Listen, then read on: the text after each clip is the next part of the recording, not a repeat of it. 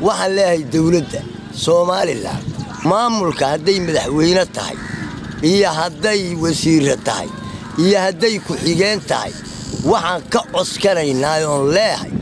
haddaan reer Lugayaan nahay halka aan isku hayno ee maanta ay gabadha wasiirka lagu sheegay saddexda reer ay isku garaacaysay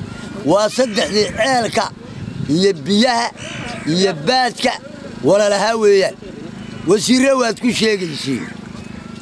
daahir salaam bay hor socotaaba la ileeyahay waxay weerartaan la ileeyahay hadayti sacad muusuhu ma wala xumo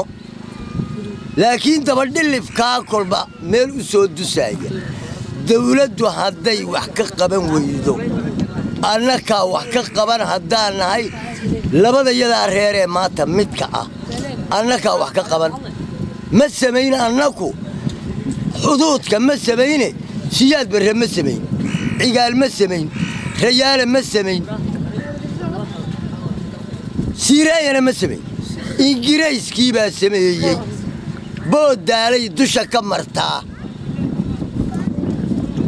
taabuu li waliba og yahay gaal iyo islaan iyo og yahay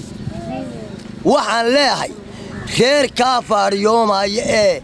ilaa laanta cawaan socon leh annaku dawladdan u xiranaynaa ciidan u xiranaynaa ummadan u xiranaynaa iyagoo maanta madaxweyne doonaya iyay saxaradihii loogu guraayayna waxaa ku samaynayaan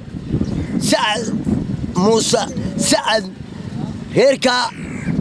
sacad muuse ana ma wala xume boqooyaanku waa ka daf hadday xildhibaan tahay iyo hadday aaqil tahay iyo